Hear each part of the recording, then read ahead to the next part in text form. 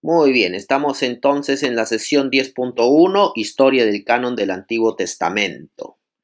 En esta sesión lo que vamos a aprender es acerca de cómo el canon del Antiguo Testamento fue establecido. Entonces, para esto hay que preguntarnos qué cosa es canon. La primera pregunta es, ¿qué es canon?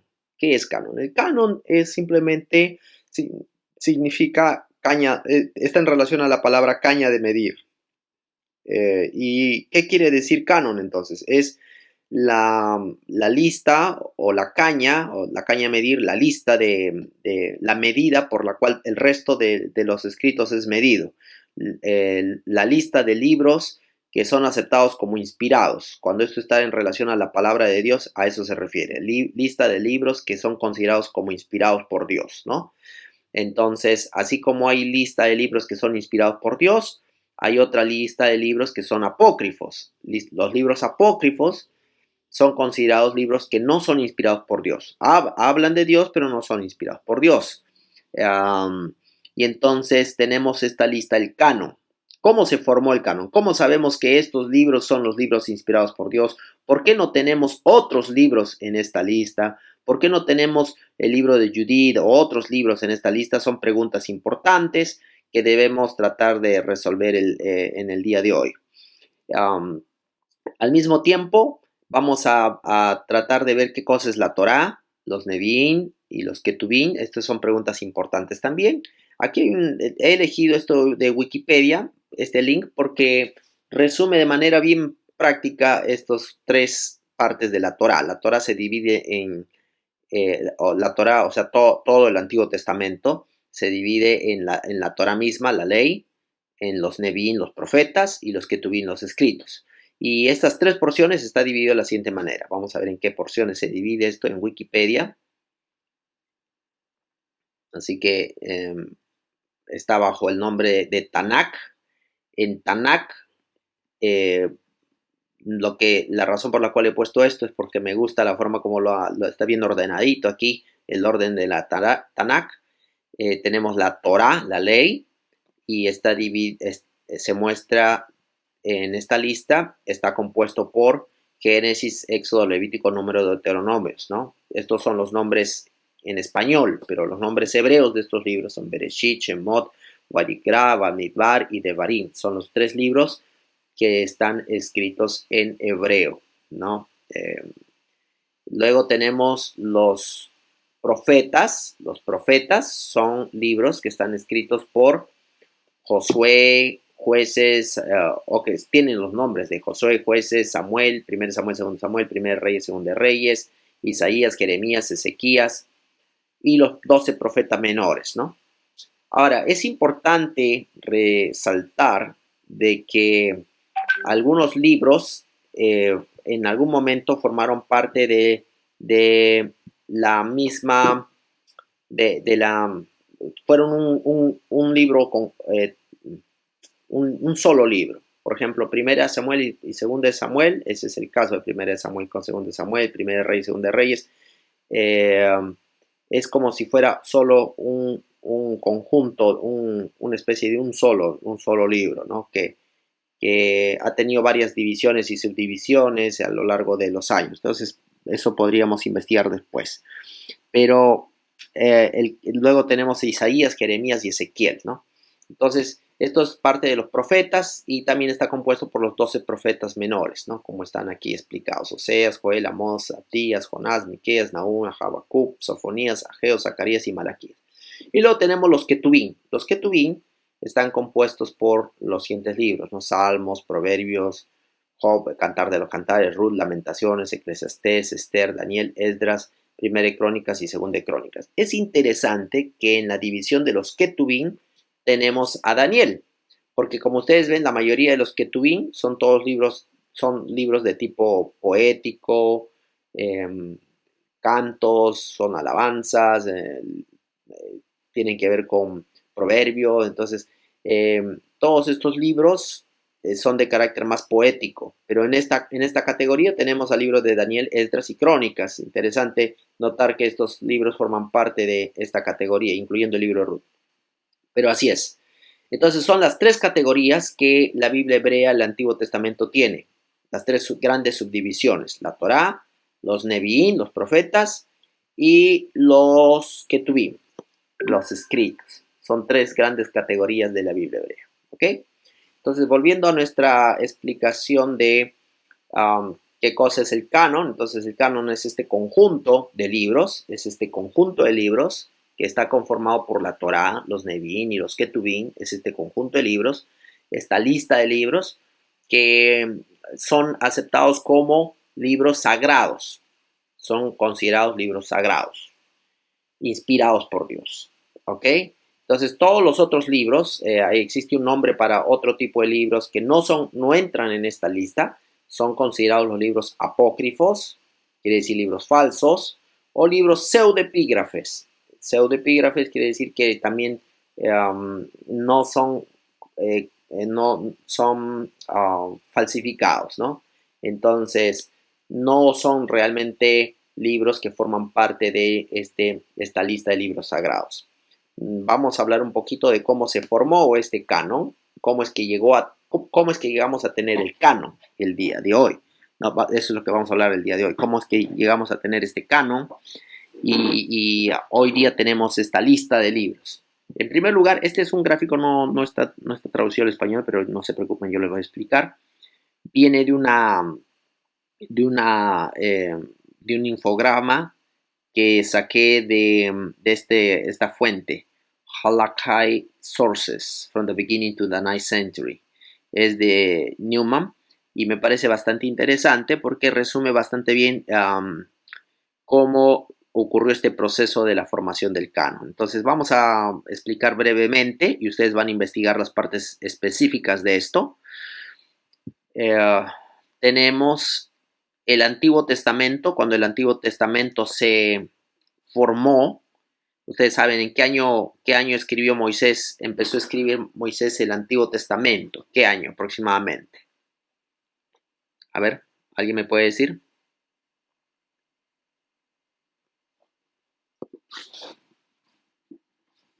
¿Nadie? 1400 a.C. Ok, es alrededor de 1450 cuando ocurrió el Éxodo. El Éxodo ocurrió alrededor de esta época, 1450. En esa época Moisés empezó a escribir el Antiguo Testamento, en esta época de aquí. Pero no significa que recién ahí surgió la tradición oral del Antiguo Testamento, porque ahí se escribió, es decir, el Génesis. Ahí se escribió el Génesis, pero no quiere decir que recién ahí empezó a existir el Génesis. Entonces, el Génesis fue transmitido por generación tras generación,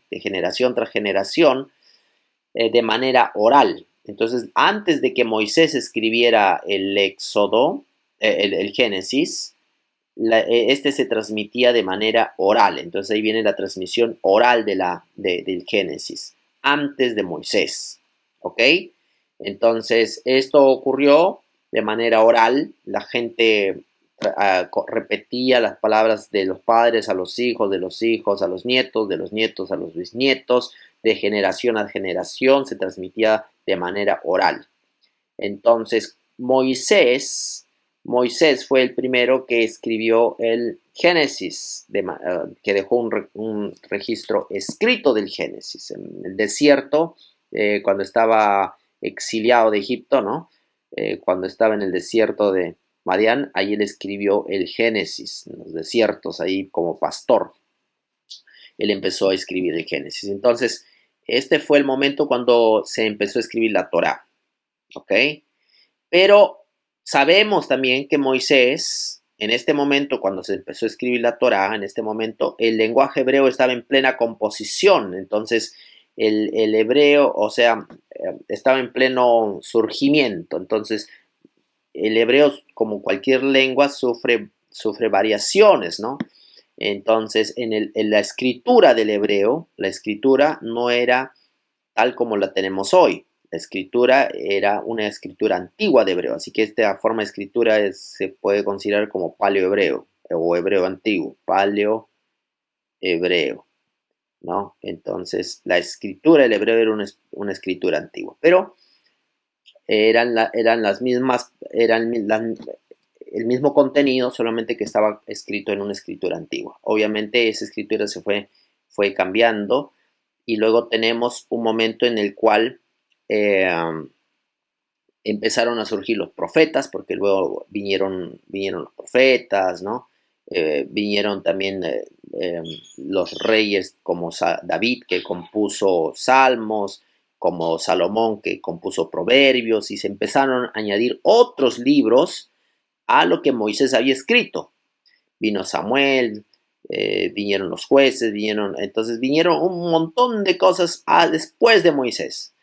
Y todos esos profetas que escribieron mucho tiempo, algunos mucho tiempo y otros algunos siglos después de Moisés, terminaron de escribir, digamos, la mayor parte de la escritura alrededor del año 500, 400 antes de Cristo, en este periodo. Aquí es cuando se termina de escribir el Antiguo Testamento. O sea, el Antiguo Testamento se escribió, los escritores bíblicos escribieron por cerca de un periodo de 1000 años, aproximadamente. ¿Ok? Aproximadamente por un periodo de 1000 años el Antiguo Testamento fue escrito por diversos autores. Cada autor del Antiguo Testamento escribió con un estilo diferente. El libro de Génesis es diferente del libro de Proverbios. El libro de Salmos es diferente del libro de Daniel. Así que todos los libros tienen un cierto estilo bastante peculiar, ¿no? Incluso el mismo Moisés, que era el mismo autor de Levíticos y Levítico y Números, no escribió con el mismo estilo. Ambos libros tienen un estilo diferente. Entonces, la Biblia Profesor, una tiene... pregunta. Sí. Además de la Torá, ¿qué otro libro más se escribió en ese periodo de los 1000 años?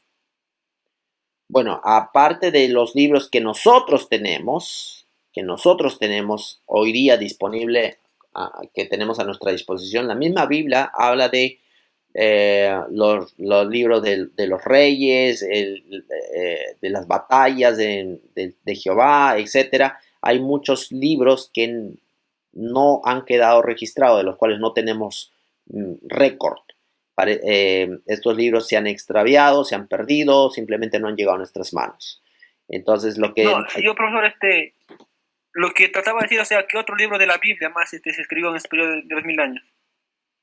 Solamente... Que se encuentra ahora en la Biblia. No, solamente lo que se escribió, de lo que se encuentra en la Biblia, todo lo que se encuentra en la Biblia fue escrito en ese periodo. Todo. Todo lo que se encuentra en el Antiguo Testamento, perdón. No en el Nuevo Testamento, solo en el Antiguo. ¿Ok? Entonces, el Nuevo Testamento vino un tiempo después. El Nuevo Testamento empezó a escribirse después de Cristo, ¿no? Después de Cristo. Cristo murió en el año 34, si no me equivoco, 34 después de Cristo, eso fue el año. 31. A ver, 31, ya. 34 apedrearon a Esteban. Sí, tienes razón, 31 después de Cristo, sí. 31 después de Cristo, 34 apedrean a Esteban, sí, tienes razón. Entonces, el 31 después de Cristo, aquí Jesús vivió en esa época, pero los libros no fueron escritos inmediatamente después de que Cristo murió, sino se empezaron a escribir tiempo después de su muerte, ¿no? Tenemos allí a Lucas, al apóstol Pablo, todos ellos se escribieron después, un tiempo después de la muerte de Cristo Jesús, ¿no? La destrucción de Jerusalén ocurrió en el año 70 después de Cristo. Entonces, más o menos el Nuevo Testamento se escribió alrededor de estas fechas, ¿no? Entre el 70 al 100 después de Cristo, ahí empezó a escribirse el Nuevo Testamento. Y no fue por muchos años, que duró más o menos, podríamos alrededor de 50 años, aproximadamente, año de la composición, 50 años que duró la composición del Nuevo Testamento. Pero eso, el Nuevo Testamento, lo vamos a hablar en otro momento. Ahorita solo quiero enfocarme en el Antiguo Testamento, así que voy a borrar esto del Nuevo Testamento. ¿Ok? A ver. Entonces,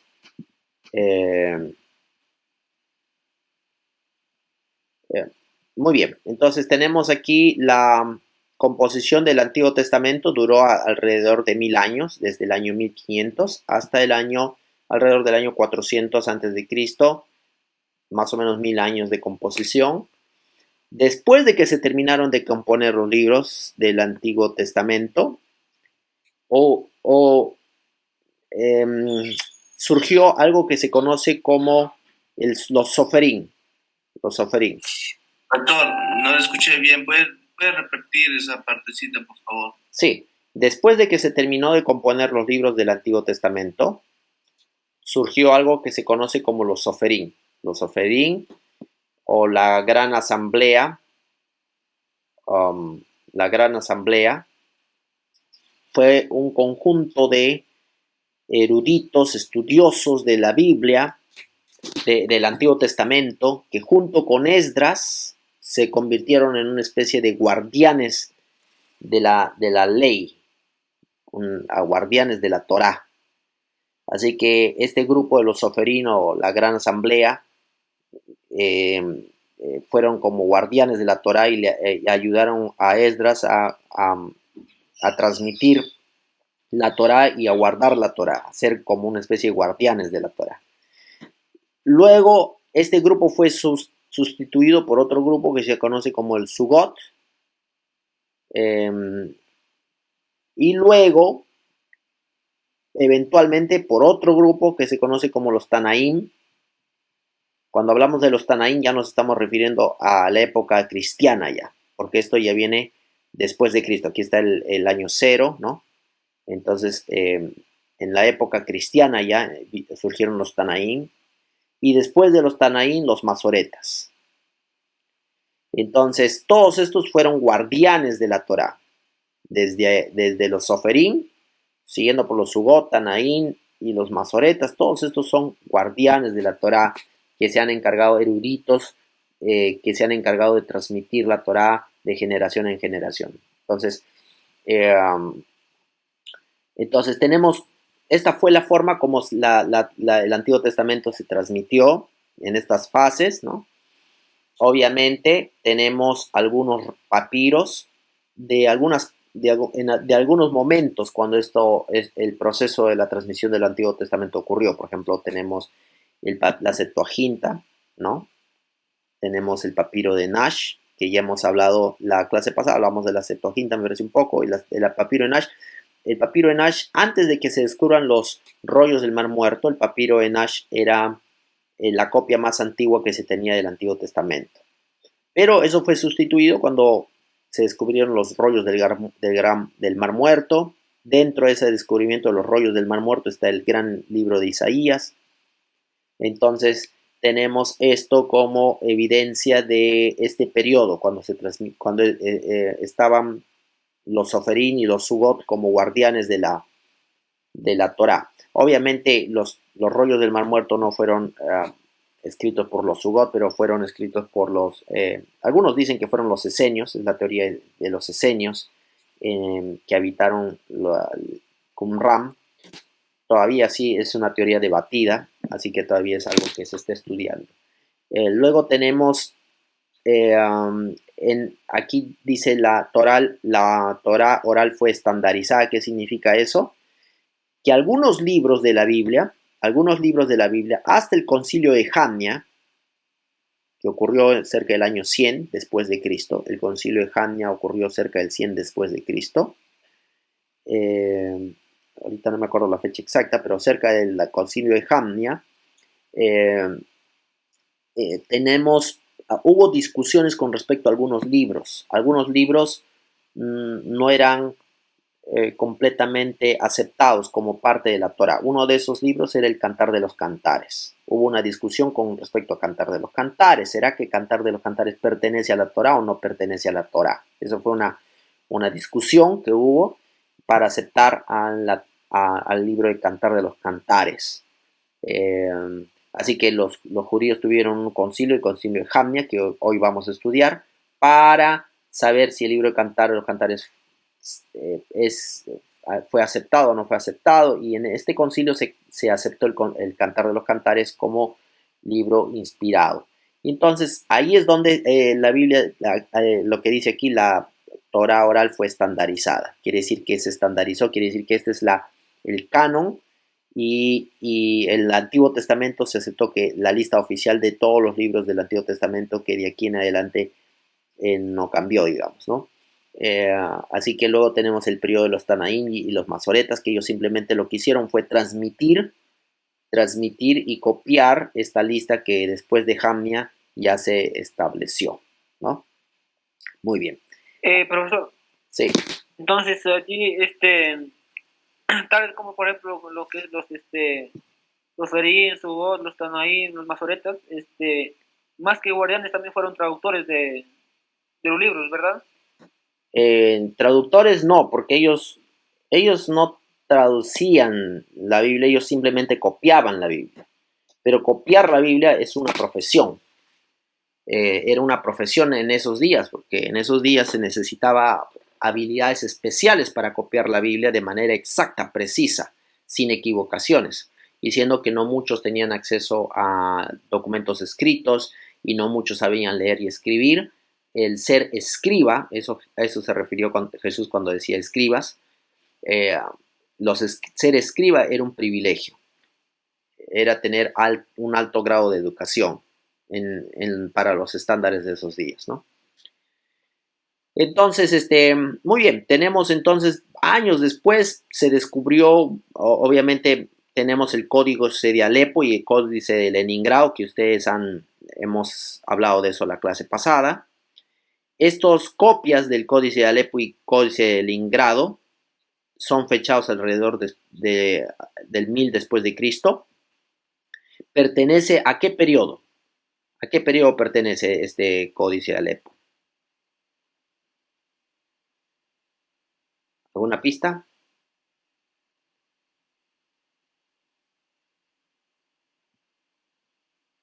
Masoretas, profesor. Pertenece al periodo de los masoretas, ¿no? Entonces, el código de Alepo y el códice de Leningrado fueron copiados por masoretas. Ellos fueron copiados por masoretas. Los masoretas fueron los que estaban a cargo de transmitir, de copiar las escrituras a mano en esos tiempos. Entonces, estos dos códices son códices masoréticos, ¿no? Entonces, Pastor, sí. allí el código del emigrado es el código más antiguo, ¿verdad? Encontrado.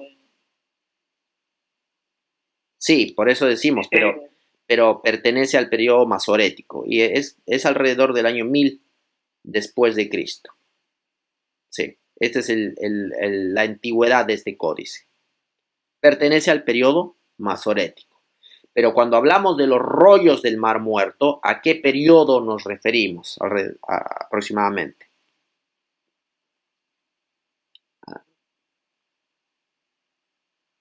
¿A qué época?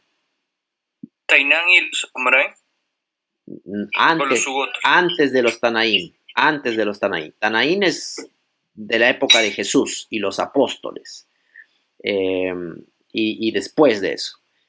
Los rollos del Mar Muerto pertenece a la época de los Sugot. ¿No? La época de los Sugot. Entonces, y un poco después en realidad de los Sugot también. Hay algunos periodos intermedios aquí que no todo está explicado. Hay algunos periodos intermedios, no todo aquí está explicado, pero estos son en grandes líneas más o menos cómo esto estaba dividido. Entonces tenemos la gran asamblea aquí, que el primer gran grupo que guardó la Torá se conoció como la gran asamblea. Eso estaba en la época de Esdras y Nehemías. Hay un micrófono, por favor, si lo pueden apagar. Hay un micrófono ahí. Si por favor pueden apagar su micrófono, gracias.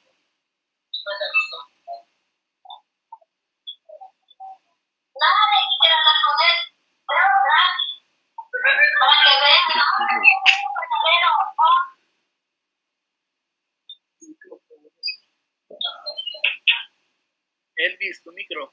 Elvis, si puedes apagar tu micro, por favor, gracias. Muy bien. Entonces, la gran asamblea surgió en este periodo En este periodo justo después de Esdras y Nehemías, tenemos el periodo de la Gran Asamblea. Y ellos junto con los soferín. Algunos dicen que la Gran Asamblea y los soferín eran cosas diferentes. La Gran Asamblea era como que estaba más dedicada a dar las leyes para la protección de la Torá, y los soferín eran los que se encargaban de copiar las escrituras. Así que algunos hablan de la Gran Asamblea y los soferín como dos cosas diferentes. Pero esto fue el primer gran grupo que se dedicó a guardar la Torá. Hay algunos también que dicen que no, la Gran Asamblea jamás existió.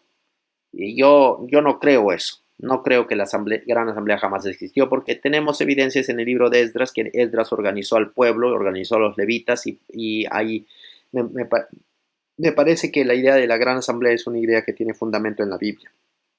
¿Ok? Muy bien. Entonces, esto es a grandes rasgos cómo es que la Torá fue preservada hasta nuestros días, porque gracias a los masoretas, cuando ya hablamos del Códice de Alepo, el Códice de Leningrado, gracias a los masoretas es que nosotros tenemos la Biblia hoy día, porque nuestra Biblia, la Biblia hebraica que tenemos, está basada en estos dos códices, en el Códice de Alepo y en el Códice de Leningrado. Tenemos estos dos códices, que estos dos códices son la fuente de nuestra Biblia hebrea. La Biblia hebrea que tenemos hoy día está basada en estos dos códices, principalmente en el Códice de Leningrado, porque este se descubrió primero.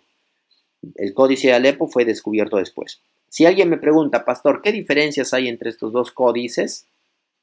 Les diría prácticamente insignificante. Así es, la diferencia es insignificante. Entonces, cuando uno compara todos estos escritos del Antiguo Testamento, desde los rollos del Mar Muerto hasta el Códice de Leningrado, si comparas estos dos extremos, este extremo con este extremo, vas a encontrar que las diferencias son ridículas. por más de 1000 años de diferencia, 1300 años de diferencia o 1200 años de diferencia, las diferencias son prácticamente insignificantes entre estos dos extremos.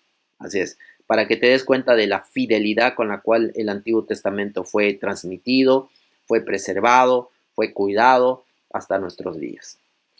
¿Ok? Entonces, vamos ahora a ir a nuestra actividad grupal, y las preguntas que quiero que respondan es: ¿qué fue la gran sinagoga? Les he colocado aquí en el PowerPoint, les he colocado dos links. Si usted simplemente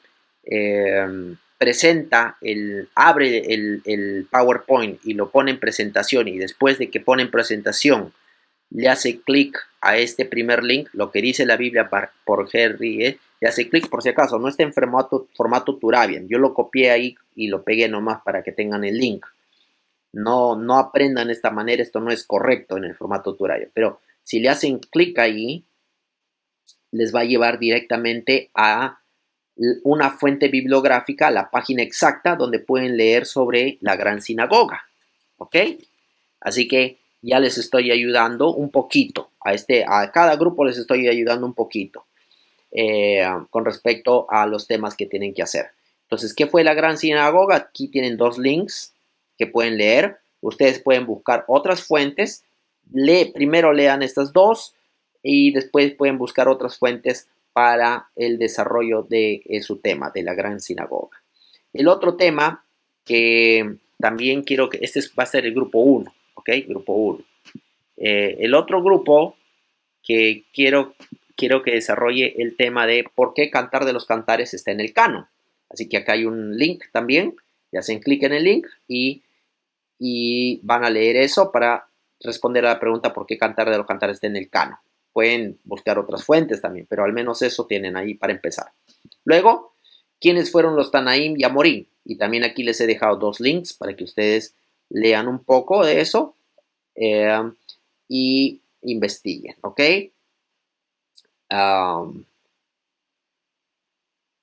Ahora, por ejemplo, cuando ustedes buscan una información, vamos a suponer yo estoy buscando este segundo link, abro el segundo link. Usted no necesita leer cada una de las cosas que dice este segundo link, porque es un montón. Si usted quiere ir de frente al grano, va a colocar control F y va a buscar la palabra Tanaim. Y le va a llevar directamente a donde está la palabra Tanaim y ahí va a poder leer. La época rabínica es lo que tienen que leer. Todo este párrafo, ¿qué es esto? Es un truco de técnicas de estudio que nos ayuda a buscar un poco más rápido la información en las páginas web, ¿ok? Luego tenemos este otro grupo. ¿Quiénes fueron los masoretas? No les he puesto ningún link aquí porque este es un tema muy abundante. Si ustedes ponen masoretas en Google, van a tener un montón de información y mucha desinformación bastante precisa, así que no necesita una ayuda ahí, hay mucha información. Busquen la información, quiénes fueron los masoretas, etc. Luego el último tema es qué papel tuvo el concilio de Hamni en la formación del canon, y ahí les dejé un link también, ¿ok? Muy bien. ¿Alguna pregunta antes de comenzar? Profesor, ¿podría hacerle una pregunta?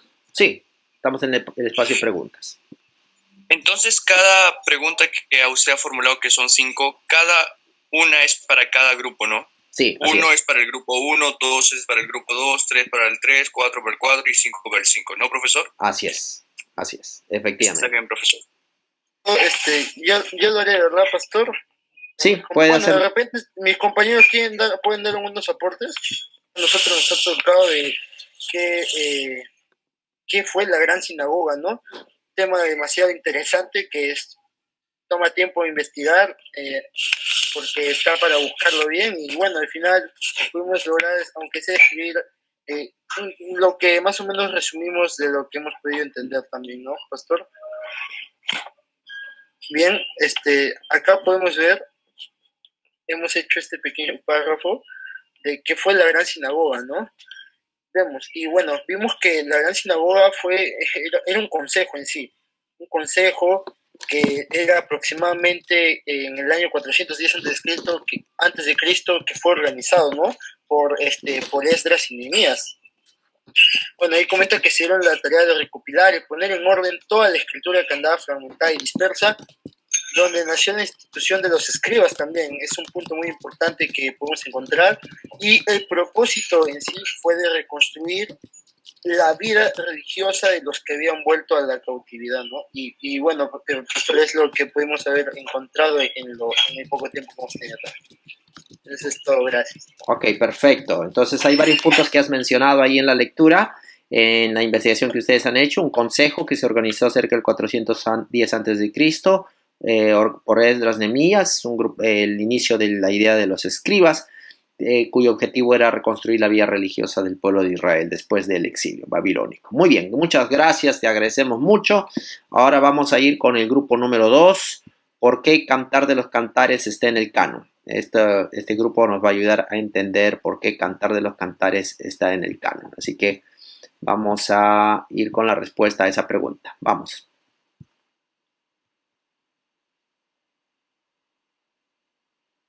Grupo 2.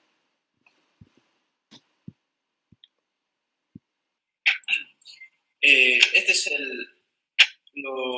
la pregunta dice quiénes fueron los Tanaín y los Amoraim, y pues leyendo la información que estaba allí en los documentos, no encontré mucho, pastor, pero busqué en otras fuentes, y pues la información que nos dio fue que los Tanaín y los Amoraim fueron 2 grandes periodos de 7 periodos que hubieron antiguamente, ¿no? El periodo de los Tanaín es la dominación de los sabios rabínicos, conocido como el periodo de Mishnah, ¿no? Y su periodo fue anterior al periodo de los Amoraim. O sea, el periodo de Tanaín fue antes que lo de los Amoraim. Los Amoraim fueron los sabios judíos que comentaron y transmitieron las grandes enseñanzas de la Torá. Y estos fueron grandes periodos. Y ahí me faltó nada más la conclusión, que no lo pudimos terminar. Ok, perfecto. Entonces estamos hablando de que los Tanaín y los Amorim fueron 2 grandes periodos. Los Tanaín fue el periodo de los sabios rabínicos, los Amoraim sabios judíos, y obviamente estos periodos fueron después del periodo de la Gran Sinagoga. Muy bien, muchas gracias. Le damos por la participación de este grupo. Compartiendo, voy diciendo, ¿no? La gran pregunta que el trabajo que hemos respondido es ¿por qué el Cantar de los Cantares está dentro del canon bíblico? ¿No? en realidad este libro fue de los últimos libros que ingresó al canon, porque ha sido muy cuestionado bastante, porque parecía que no presentaba la espiritualidad, porque más es un libro poético, es un libro donde presenta cantos, inclusive aquí el artículo presenta que los cantos que se cantan muchas veces dicen que posiblemente se cantaban en los festivales. Entonces fue muy discutido, pero la razón por la cual canon está dentro, mejor dicho, el cantar de los cantores está dentro del canon bíblico, es porque resalta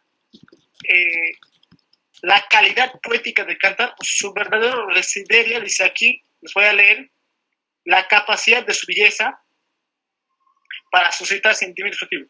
Este valor humano, mira, lo que realmente hace que este libro esté en el canon es el valor humano más el divino, sería la razón por su presencia en el canon, ¿no? ¿Por qué? Porque para que este tipo de programa esté dentro de ello, es esencial, ¿no? La espiritualidad bíblica, que es lo sapiencial, empieza siempre por lo humano, y ahí se descubre su categoría religiosa, incluso como un lugar teológico de la revelación de Dios. Entonces, es la razón, ¿no? Como lo repito, la humanidad más la divino, la espiritualidad bíblica, que es la sapiencial, para que empiece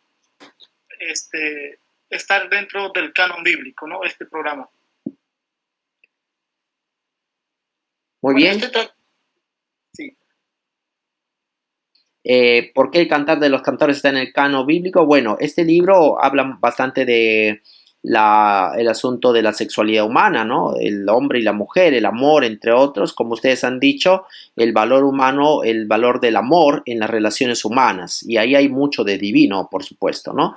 Acuérdense que Génesis 1:26 dice, hagamos al hombre conforme a nuestra imagen, conforme a nuestra semejanza. El amor humano es una resemblanza del amor divino. Muy bien, agradecemos mucho al grupo 2. Ahora vamos a ir con el siguiente grupo.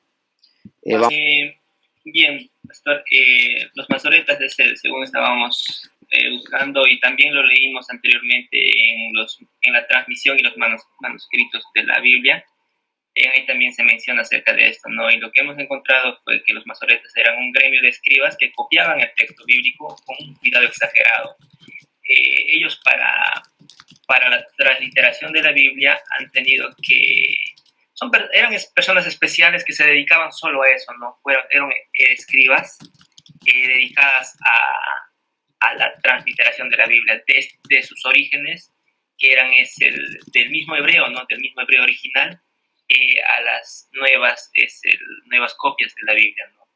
Que tuvieron, ¿no? Se fue dado de ser mucho antes del siglo de...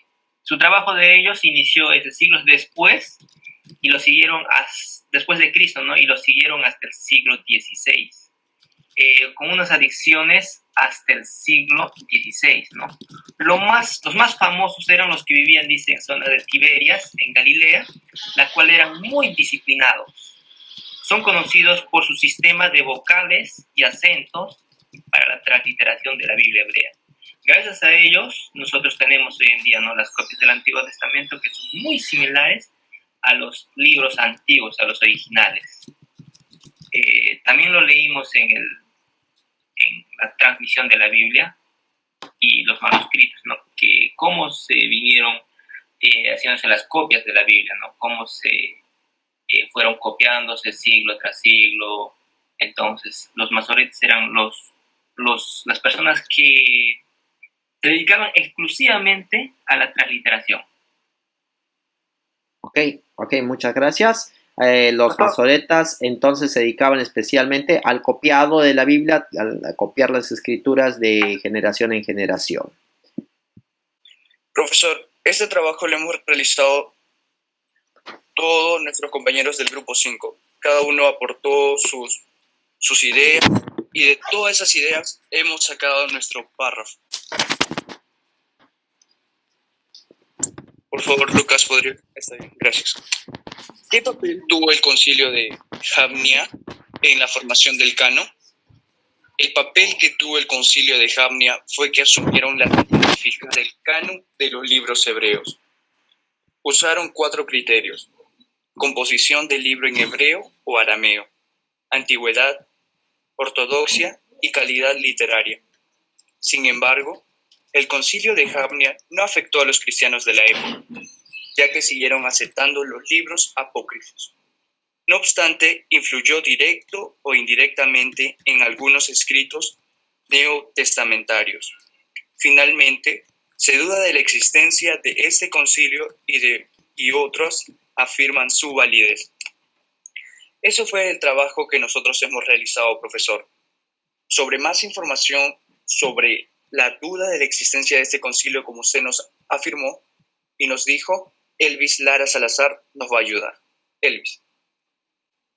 Bueno, este evento de Jamnia, no sé cómo se pronuncia bien, Jamnia o Yamnia, fue un evento que en realidad no se cree que realmente existió, pero yendo al contexto, después de la destrucción de Jerusalén, grandes maestros hebreos se reunieron en Yamnia para allí decidir qué libros iban a entrar en el Nuevo Testamento, en el Antiguo Testamento.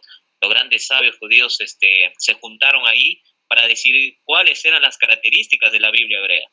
Ahora, todo este evento no se cree que realmente existió, de que sí hay un canon bíblico, lo hay, solo que no se sabe con exactitud si realmente fue en Yamnia donde se estableció esto.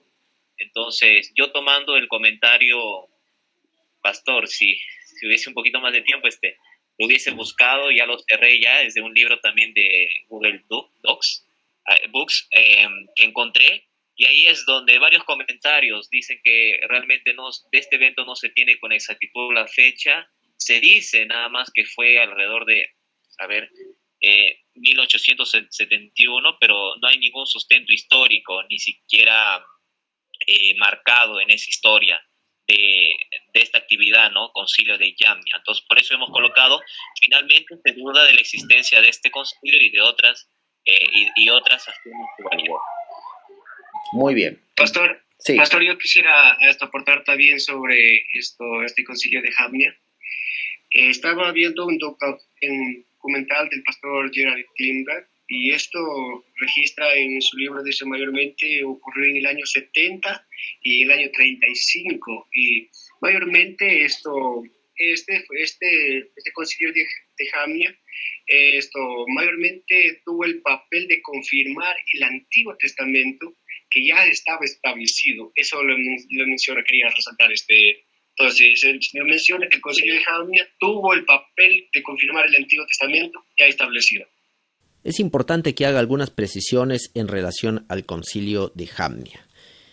Este es un tema bastante importante. En realidad hay varios aspectos que yo desconocía con respecto a lo que ocurrió en Jamnia y la importancia que tuvo, o la relación que tuvo con la formación del canon. Siendo que existe una teoría de que el concilio de Jamnia no tuvo ninguna importancia para la formación del canon. Así que vamos a hablar brevemente acerca de este tema. Es un poco una búsqueda adicional que he hecho acerca de este concilio, y quiero mostrarles, por ejemplo, en JSTOR lo que ocurre cuando tú buscas el concilio de Jamnia. En realidad no hay muchas referencias así como tal hablando del concilio de Jamnia en esta base de datos, y en general he buscado en otras bases de datos también, y la información parece ser bastante escurridiza en cuanto a lo que ocurrió en el concilio de Jamnia. Así que he buscado algunos artículos y muchos de ellos están en inglés. Lo que voy a tratar de hacer ahora es tratar de traducirlos mientras leo con ustedes. Voy a leer con ustedes ciertas porciones de ciertos artículos. Uno de ellos es de este libro que se titula, en realidad primero voy a comenzar con esto, con un libro es un diccionario, en realidad es un diccionario ilustrado de la Biblia por Wilson Nelson. En este libro en este diccionario se habla del concilio de Jamnia de esta manera. Sin embargo, los rabinos que se reunieron en el llamado Concilio de Jamnia en el 90 después de Cristo asumieron la tarea de fijar el canon de los libros sagrados hebreos. Esta parte es muy interesante porque dice: los criterios empleados por los rabinos fueron los siguientes: composición del libro en hebreo, arameo, antigüedad por creerse que la profecía había cesado con Esdras, ortodoxia y la calidad literaria. De acuerdo con estos criterios y otros factores, respecto a los cuales solo podemos conjeturar, los libros apócrifos quedaron excluidos del canon hebreo. Es interesante lo que se menciona aquí porque prácticamente nos está dando lo que se menciona en este diccionario, es que en el concilio de Jamnia se tomó una decisión de eliminar libros apócrifos. No, el concilio no fue tanto para añadir libros, sino para eliminar los libros que no eran sagrados. Bueno, el diccionario sigue mencionando otra información interesante. Dice: pero la decisión de Jamnia no afectó a los cristianos de los primeros siglos de nuestra era, puesto que su Biblia era el Antiguo Testamento griego. Es cierto que ningún otro libro apócrifo se cita directamente en el Nuevo Testamento. No obstante, los apócrifos parecen haber influido directa o indirectamente en algunos escritos neotestamentarios, y es ahí donde este diccionario muestra de que aparentemente ciertos libros apócrifos tuvieron influencia en el Nuevo Testamento. Es una teoría que yo no comparto mucho. Tengo bastante dudas con respecto a esta teoría de que los libros apócrifos tuvieron influencia en el Nuevo Testamento, pero ese es otro tema que no lo voy a tratar en este momento. Sin embargo, como ustedes ven en el diccionario, una idea que es bastante general es que el concilio de Jamnia sirvió para desechar los libros apócrifos basados en este criterio, en estos criterios que se mencionan aquí, ¿no? La composición de los libros en hebreo o en arameo, la antigüedad, la ortodoxia y la calidad literaria de estos libros. Así que eso es lo que se menciona en este artículo. Sin embargo, hay varios autores, especialmente en los últimos años, incluso en Wikipedia he leído que desde 1960 en adelante aproximadamente varios estudios han desechado la teoría de Jamnia y la importancia de que este concilio realmente fue un concilio, como en primer lugar, y de que este concilio tuvo importancia en la conformación del canon hebreo. Quizá es importante recalcar qué ocurrió en Jamnia. Para eso es este artículo de The Jamnia Period in Jewish History por Christie. Menciona un poco el contexto de lo que ocurrió en Jamnia. Quizá voy a leer alguna porción de este artículo. No voy a leer completamente todo, pero voy a leer cierta parte de este artículo que trata sobre este tema.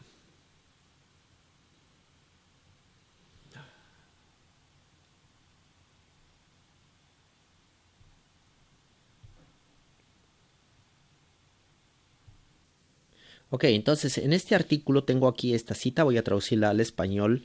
Dice, un punto que requiere atención es que Ben Asai parece declarar que la canonicidad de los cánticos y del Kohelet se decidió en un Sanedrín completo que ocurrió en Jamnia en el día de la deposición del Rabí Gamaliel, y que es frecuentemente aceptado como el día del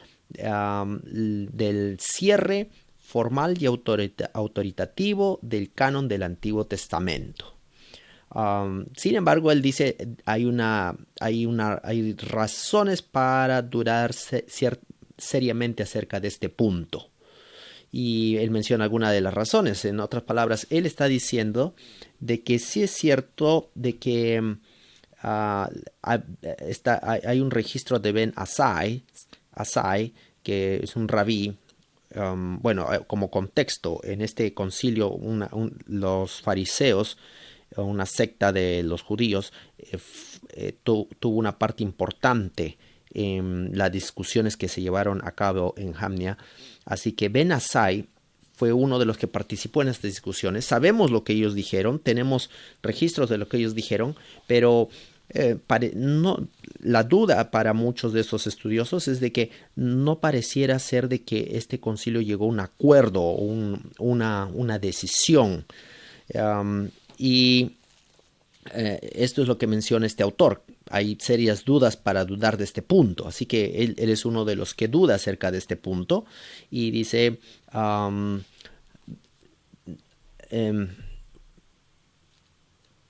there was much to do that day in connection with the questions in dispute. Dice, había mucho que ver en ese día en conexión con las preguntas que estaban en disputa con el rabí Gamaliel II y sus colegas. Estas preguntas tenían que ver con asuntos de, bueno, otros asuntos, como el asunto de los primogénitos que estaban heridos en el labio y la oración de la tarde, como si era opcional o obligatoria, y otros asuntos relacionados a las lunas nuevas. En otras palabras, lo que está diciendo este autor es que ese día se discutieron otros asuntos que no tenían que ver con con el canon bíblico, y a su parecer la discusión del canon no ocurrió de manera relevante en el concilio de Jamnia que popularmente se conoce. Así que ya sabemos, tenemos esta posición de este autor Christie, que escribió en el año 1925, así que tan temprano como esta fecha, 1925, ya tenemos la teoría de que el concilio de Jamnia realmente no ocurrió, perdón, no es que no ocurrió, pero no tenía que ver, no había una relación directa con la formación del canon bíblico. Ese es un aspecto muy importante a tomar en cuenta. Entonces, este autor sí reconoce de que hubo una reunión, que tenemos registros de esta reunión. De hecho, nombra uno de los fariseos o de los rabís que tuvo participación en esta reunión, como Ben Asai, y menciona un poco el contexto incluso de la reunión, mencionando a Gamaliel II y las cuestiones que tienen que ver con los primogénitos, la oración de la tarde, las lunas nuevas, como temas que se discutieron durante esa reunión. Lo que él no admite es que este concilio fue decisivo para la formación del canon. En otras palabras, él sí reconoce de que hubo una reunión en Jamnia que fue importante, digamos, en términos de la cultura judía y de la religión judía, pero que él no acredita que este concilio tuvo que ver mucho con el canon. Entonces ese es un punto importante en relación a esta postura de que el concilio de Jamnia no tuvo una influencia en la formación del canon. Luego tenemos este otro artículo donde dice, este artículo, vamos a ver en qué página, ahorita les voy a decir al autor, primero voy a leerles lo que dice este autor. Dice: hoy día esta teoría de la canonización no está en favor con la comunidad académica. Esta es una falla fatal que ha sido ¿cómo se puede decir? Alegada, que se le ha dado al concilio de Jamnia, como si el concilio de Jamnia hubiera originado la canonización.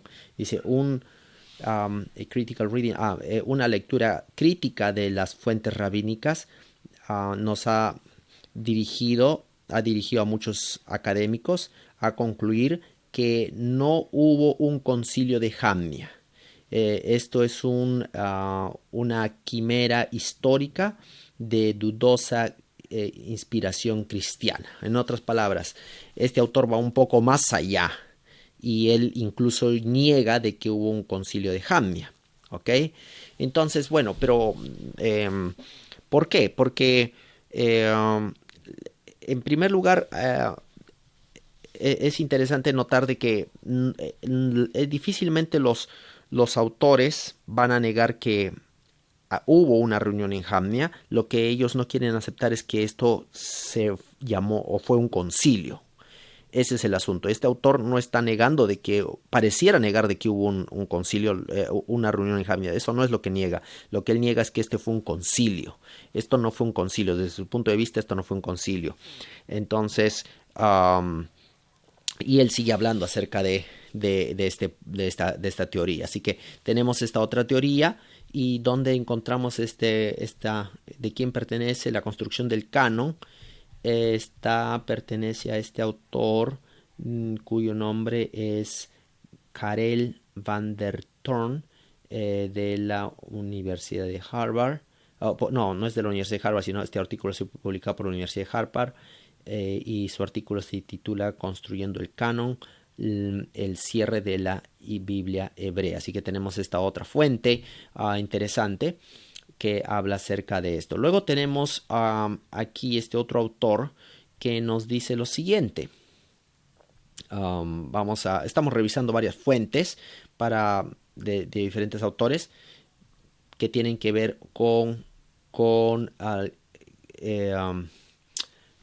esta teoría de Jamnia. Así que aquí voy a leer algo que se escribió acerca de cómo se originó la teoría del concilio de Jamnia, y está explicado. A ver, vamos a...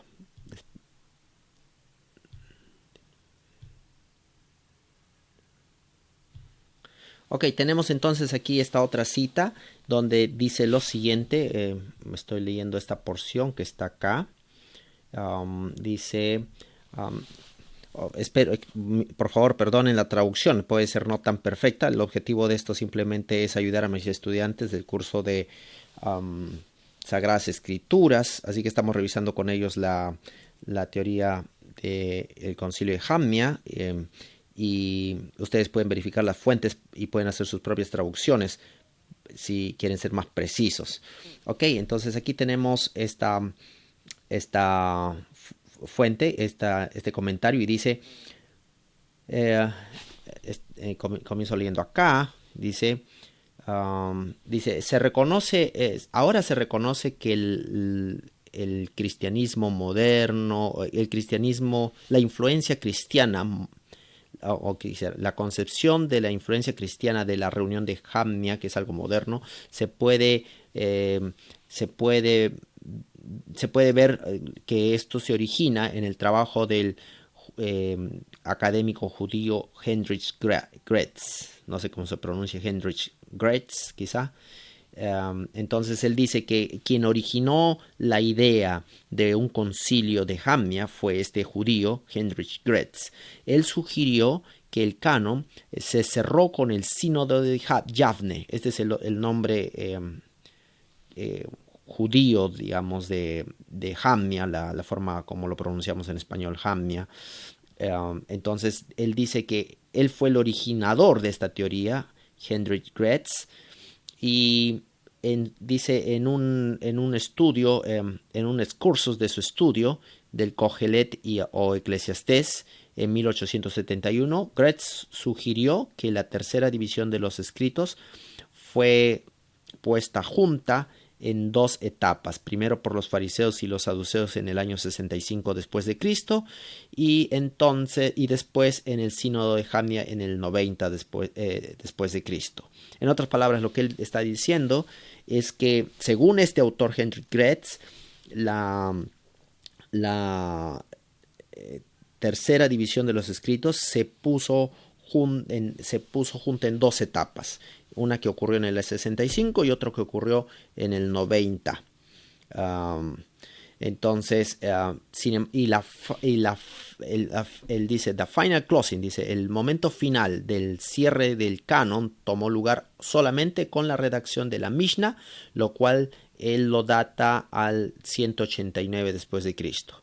Sin embargo, las dos primeras divisiones de la Torá, que es la Torá y los profetas, habían sido previamente decididas, y el sínodo de Jamnia confirmó el cierre del canon. Entonces lo que está diciendo este autor, que este artículo, es que Heinrich Graetz fue el originador de esta famosa idea del concilio de Jamnia como un concilio importante para para la conformación del canon. Entonces, si ustedes se preguntan quién dijo quién habló, quién fue el primero que habló acerca de esta teoría, bueno, sabemos que según varios otros artículos, no es el único artículo que menciona Hendrik Gretz, pero hay otros artículos que lo mencionan a él como el autor de la teoría de Jamnia. Otros dicen incluso que él fue después influenciado o primeramente influenciado por Spinoza, así que él toma un poco la idea de Spinoza. Pero bueno, entonces ya tenemos la idea de dónde vino. Hendrik Gretz fue uno de los que tuvo esta idea de que el concilio de Jamnia, en el concilio de Jamnia se cerró el canon, así que tenemos la información importante. Luego dice los siguientes académicos subsecuentes modificaron la fecha de Gretz, poniendo el concilio de Jamnia, no solamente como la confirmación, pero también como el cierre final del canon. Así que claro, hubo modificaciones adicionales a la teoría original de Gretz. Muy bien, entonces tenemos este artículo que menciona eso, que Hendrik Gretz fue el originador de la teoría de Jamnia como el concilio en el cual se originó el canon. No puedo mostrar todo el artículo porque completo, pero puedo mostrar de dónde se origina, si la fuente es el título del libro es The Formation of the Jewish Canon, la formación del canon judío, y el autor es Timothy Lim. Ok, entonces tenemos esto, y el título del capítulo que estamos leyendo es The Emergence of the Canon Reconsidered, la emergencia del canon reconsiderado. Así que es un artículo interesante, pero ya vemos que estamos leyendo que no, a través de estos dos autores, uno, ¿quién fue el originador de la idea? Gretz fue el originador de la idea del concilio de Jamnia. Nadie niega que hubo algo en Jamnia, que ocurrió algo en Jamnia, que hubo una reunión importante en Jamnia. Eso parece ser a todas luces evidente. Lo que se está tratando de negar es que ese concilio tuvo importancia en la confirmación del canon. Pero ninguno de ellos tampoco niega que no se habló totalmente del tema. Es decir, el tema del canon estaba, o el tema relacionado a qué libros sagrados deberían formar parte del canon, estaba en la conversación, pero lo que se quiere negar es que los judíos tomaron una decisión respecto a eso durante ese día y que eso fue un concilio. Entonces hay dos observaciones. Una de ellas es que esto fue un concilio y de que realmente hubo una decisión con respecto a la formación del canon en ese llamado concilio, ¿no? Concilio de Jamnia. Entonces tenemos estas dos información importantes. Vamos a ver, aquí tengo otro artículo que es importante mencionarlo. Ok, antes de ir a la conclusión, quiero mencionar algo de contexto. ¿Por qué Jamnia? ¿Por qué el lugar Jamnia? ¿Por qué no podría haber sido otro lugar? Es decir, podría haber sido Jerusalén. ¿Por qué no otro lugar? Bueno, hay que recordar que en el 90 después de Cristo, cuando ocurrió esta reunión, el templo de Jerusalén ya había sido destruido. Entonces, tenemos ese contexto, la destrucción del templo de Jerusalén, la diáspora judía, los judíos fueron llevados a todas partes, fueron dispersados. Entonces Jamnia, aquí en este libro, volviendo al artículo de Christie, The Jamnia Period in Jewish History, el periodo de Jamnia en la historia judía, menciona aquí lo siguiente, dice, con la destrucción del templo y la ciudad, nosotros podemos esperar que el judaísmo declinara y desapareciera. Por supuesto, es lo que podríamos esperar después de que el templo fue destruido, que los judíos desaparecieran completamente del mapa, es lo que pudiéramos esperar. Pero con la caída del Estado, sin embargo, con la caída del Estado, sin embargo, el principio fue anunciado. La ley es la herencia de Israel y que el principio... y ese principio fue tan desarrollado por la gran constelación de maestros que el judaísmo jamás ha producido, dice. Que el judaísmo jamás ha producido. Sin el templo, sin el sacerdocio o el sacrificio, el judaísmo rabínico se levantó de las del polvo de la antigua fe con la existencia asegurada de 2 milenios. Entonces no me acuerdo si es este autor que después menciona, pero lo que está queriendo decir aquí es que aparentemente después de la destrucción del templo hubo como un esfuerzo muy grande de los judíos de unirse. Hay que recordar que durante la época de Jesús teníamos sectas judías, había sectas judías, y parece ser que la destrucción del templo fue un factor unificador de las sectas. En realidad ellas se reunieron y el concilio de Jamnia ocupó un lugar importante para la unificación del judaísmo, con bastante énfasis en la secta farisaica, porque muchos de los que estuvieron en Jamnia fueron fariseos, así que podemos esperar que hubo bastante influencia del fariseísmo en lo que ocurrió en Jamnia. Así que esa es la razón por la cual Jamnia es importante. Jamnia, en un lugar en el cual el judaísmo se trató de establecer después, como un periodo después de la destrucción de Jerusalén. Por ese motivo no podemos hablar de Jerusalén, sino de un lugar fuera de Jerusalén, ¿no? Entonces, muy bien. Quizá mencionar, bueno, quizá esto es todo por esta parte, pero hay muchas cosas interesantes aquí. Este tema es realmente interesante. No pensaba que podría encontrar un tema tan interesante como este con relación al canon. Voy a cerrar con el libro de Josh McDowell, Evidence That Demands a Verdict, Life-Changing Truth of a Skeptical World. El libro se titula Evidencia que demanda un veredicto, la verdad que cambia la vida de un mundo escéptico. En realidad me parece que este libro incluso está traducido al español. No estoy tan seguro, pero creo que sí está traducido al español. Pero en la página 33 de este libro está disponible en Google Books. Hay algo interesante que quisiera leer con ustedes, y está en relación a la teoría de Jamnia, y él dice lo siguiente: muchos académicos han teorizado que un concilio de rabinos que se reunió en Jamnia, cerca de Jaffa, esto es en Jaffa, en la costa de Israel, en el año 90 después de Cristo, finalmente se pusieron de acuerdo sobre qué libros deberían ser incluidos en el canon hebreo y cuáles no deberían. El problema con esta teoría es que la reunión de Jamnia no alcanzó estas conclusiones. En otras palabras, McDowell, que es un libro muy interesante, muy bueno, y yo lo recomiendo a la lectura de este libro porque habla mucho acerca de la importancia o la veracidad histórica de las escrituras y de la inspiración bíblica. Me encanta este libro y yo me considero así a mí mismo como en ese sentido quizá todavía yo creo que las escrituras fueron inspiradas por Dios. Eso es lo que yo creo. Las escrituras fueron inspiradas por Dios. No acepto la teoría, la alta crítica, y no creo que la Biblia fue un documento humano, ¿ok? Entonces, solamente humano, a eso me refiero. Claro, hubo la intervención humana, pero no fue solamente humano. Entonces, este autor me gusta mucho en relación a su postura, pero también a las evidencias que él presenta, porque en la vida académica uno tiene que considerar no solamente las opiniones que te gustan, sino también cuáles son las evidencias que están detrás de eso. En realidad te puede gustar una opinión, pero si no tiene fundamento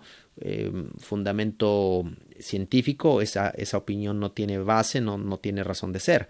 Entonces, este libro, la razón por la cual me gusta este libro es porque presenta sólida evidencia histórica de la fiabilidad de las escrituras. Y él menciona entonces aquí en lo que estamos leyendo que él también cree que el concilio de Jamnia, la teoría de que el concilio de Jamnia no es completamente cierta. Entonces, ¿Por qué? Porque él está diciendo que en ese concilio no se tomaron esas decisiones, no se tomaron las decisiones acerca de ningún canon. Y dice, los rabinos no fijaron ni colocaron una lista final del canon, sino que levantaron preguntas acerca de la presencia de ciertos libros en el canon. En otras palabras, lo que él está diciendo es que en este concilio se discutió por qué tenemos este libro aquí. Empezaron a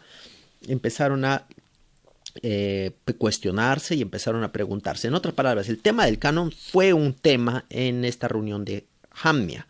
Fue un tema, pero lo que él está diciendo es que no se tomó una decisión acerca de qué libros deben formar parte del canon en esta reunión. Pues si es que no lo quieres llamar concilio, ¿no? En este punto yo no sé si llamarlo concilio o no, porque no estoy seguro si existe suficiente evidencia para descartar que esto fue realmente un concilio. Pero bueno, normalmente en la literatura de divulgación se acepta que fue un concilio, pero en la literatura académica es un poco que se rechaza la idea de que fue un concilio. De cualquier manera, concilio o no, fue una reunión. Así que los libros que el concilio rechazó para admitir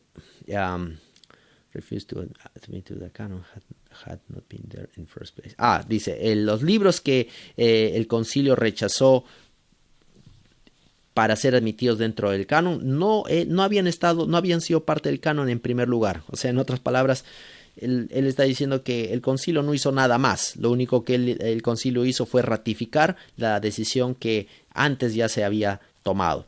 Dice, la preocupación principal del concilio fue el derecho de ciertos libros de permanecer en el canon, no la aceptación de nuevos libros. Es un punto importante. En otras palabras, este concilio, así como lo llama él,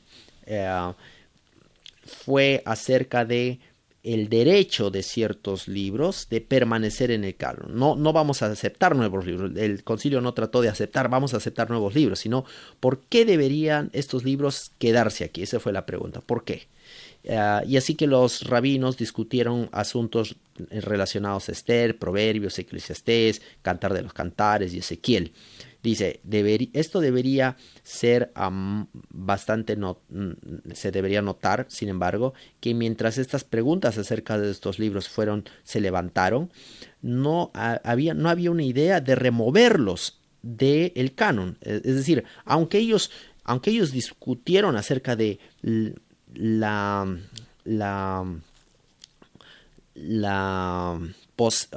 ¿cómo se llama? La suitability. Ellos discutieron el derecho del libro de Esther, Proverbios, Eclesiastés, Ezequiel, de estar en el canon.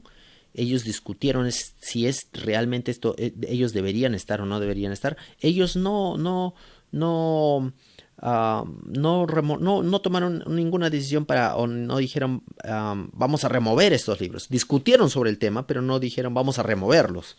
Así que la discusión de Jamnia tiene que ver no tanto con la aceptación de ciertos escritos dentro del canon, sino con su derecho de permanecer ahí. Así que fue más que todo, según lo que está diciendo este autor, fue más que todo una discusión bastante teológica, si quieres, acerca del derecho de ciertos libros de estar en el canon.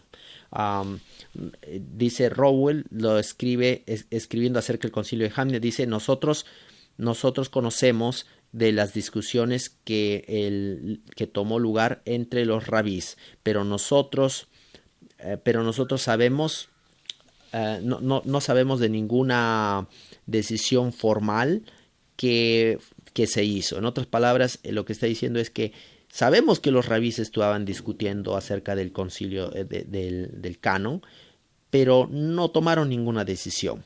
Y dice, es probable que las discusiones fueron bastante informales. En otras palabras, ellos estaban hablando de los libros, estaban diciendo por qué Esdras o por qué es Cantares de los Cantares, estaban hablando, pero él dice que fueron informales, esa conversación fue informal. Aunque ninguno de... sin embargo, ayudando a cristalizar y a fijar más firmemente la tradición judía. En otras palabras, conversaron, discutieron, pero sus su conversación lo único que hizo fue afianzar una decisión judía. Ahora, no voy a leer todo esto, pero básicamente lo que el autor dice, y si ustedes quieren seguir leyendo, es que después tiene una sección donde habla del canon reconocido, es que realmente el canon fue establecido antes de estos concilios. En otras palabras, el canon ya había sido establecido antes, y alguna de las pruebas de que el canon fue establecido antes es en la traducción de la Septuaginta, porque nosotros tenemos la Septuaginta. Eso es lo que me gusta de este autor, menciona algunas evidencias. La Septuaginta tenemos los libros que fueron traducidos, y entonces él menciona que muchas de estas cosas ya estaban, ya los judíos ya lo tenían en su cultura desde antes, ya se había reconocido un canon mucho antes del concilio de Jamnia. En realidad ya había una idea del canon, pero que lo que pasó en Jamnia simplemente fue una reafirmación de la cultura judía. Eso es lo que pasó.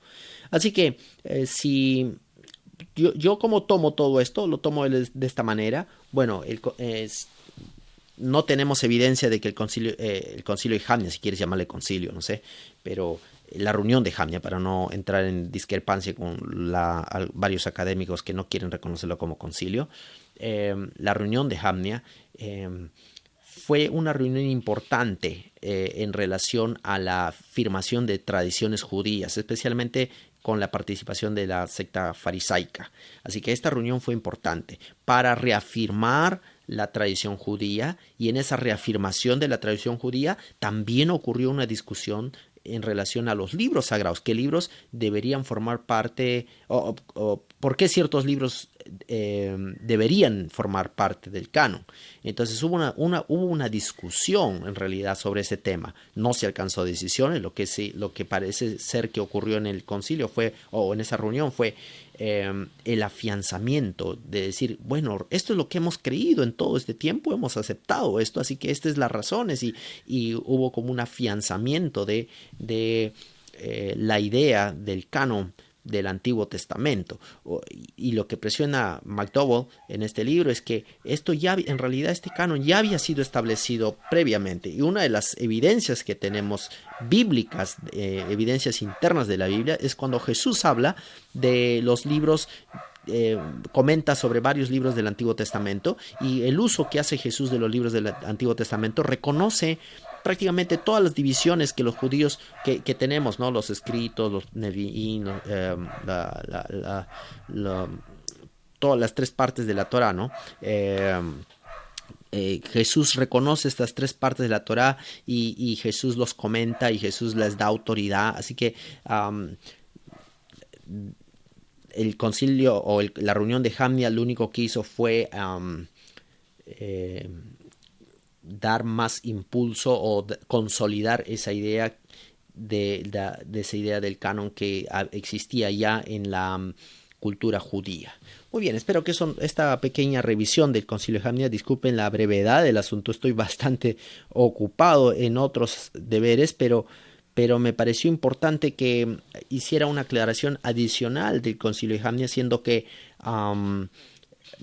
la literatura menciona constantemente, cuando uno busca en internet, que el concilio de Jamnia no ocurrió. Es lo que uno lee en varias partes, en varias páginas. No ocurrió. Bueno, yo estoy demostrando que sí ocurrió el concilio, no como concilio, pero sí la reunión de Jamnia. Algo ocurrió en Jamnia, hubo una reunión, los rabinos tuvieron participación, conversaron de varios temas, hubo una consolidación de la tradición judía ahí, post la destrucción del templo de Jerusalén.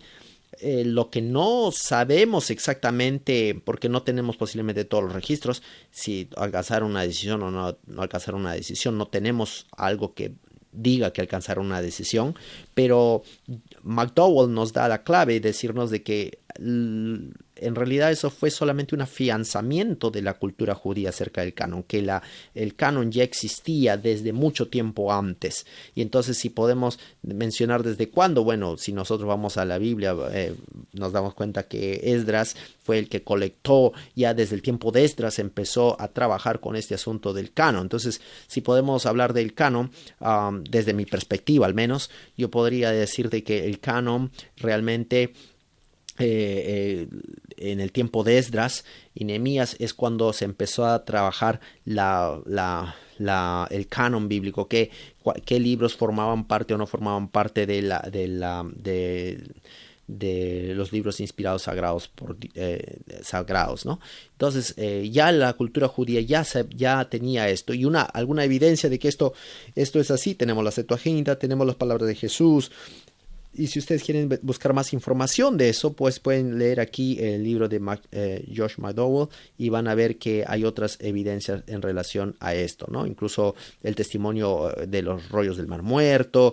Ya mencioné el asunto de Josefo, Eclesiásticos, y algunas otras, el Talmud, y ustedes van a ver algunas otras evidencias de que ya existía un canon. Así que les dejo para que ustedes puedan leer más acerca de este interesante tema que tiene que ver con el canon y el concilio de Jamnia. Bueno, espero que esto les haya ayudado un poco en su investigación de este tema.